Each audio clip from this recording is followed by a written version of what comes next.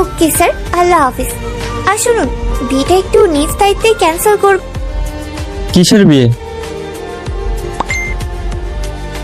কি হলো বলুন?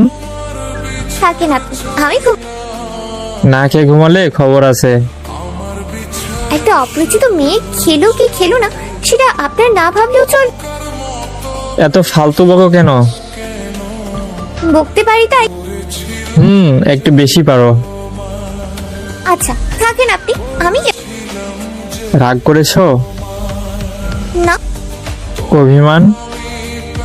না। তাহলে? তাহলে কি? রাগ অভিমান কিছুই করনি তো কি করেছো? কি কি করে? কিছু না। কিছু না হলে যান এখান থেকে। আমার থেকে বেশি রাগ দেখি তোমার। আমার রাগ সহ্য করার মতো ক্ষমতা আপনার আছে মিস্টার মাহি চৌধুরী। না নেই, তাই বলছি শুধু শুধু রাগ দেখাতে এসো না, আমি ঝলসে যাব।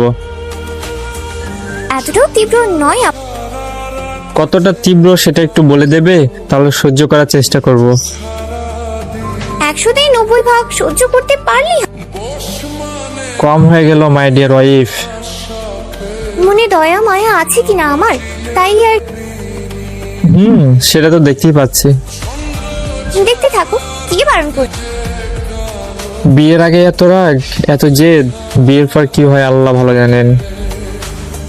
তুমি যখন রাগ করো ওইটা কিছু না, তাই ওটাতে তোমার দোষ বেশি থাকে। তুমি তো একদম ধোয়া তুলসী পাতা, তাই না? একদম দুধের ধোয়া তুলসী পাতা আমি। জানা আছে। জেনে রাখা ভালো। আমি আচ্ছা, আমার শ্বশুর শাশুড়ি কেমন আছে? আলহামদুলিল্লাহ ভালো আছে সবাই। তোমার বাড়িতে সবাই ভালো আছে? জান সবাই ভালো আছে আলহামদুলিল্লাহ। আচ্ছা ঠিক আছে, পরে কথা হবে। খাবার খেয়ে তারপর ঘুমাবে। কিন্তু আমার এখন খুব ঘুম পাচ্ছে, খেতে ইচ্ছা করছে। ইচ্ছে না করলেও খেতে হবে। এমনি দেখতে কঙ্কালের মতো, আর না খেয়ে থাকলে 2 দিন পর তোমাকে আর খুঁজেই পাওয়া যাবে না। তখন আমি কাকে বিয়ে করব বলো? পেতনিকে বিয়ে কর? সেজন্যই বলছি একটু খাওয়া দাওয়া করো। বলে না পেতনিকে বিয়ে করতে, তো তুমি পেতনির থেকে কম কিসে? তুমি আমাকে পেতনি বল? বললাম। যাও, কথা নেই তোমার সাথে। আরে এত রেগে যাও কেন জান? আমি কারো জান কলিজান না। ওকে, এখন যাও, খেও নাও না প্লিজ। আচ্ছা খাচ্ছি, তুমিও খেয়ে ওকে জান, আমিও খেয়ে নেব। আচ্ছা আল্লাহ।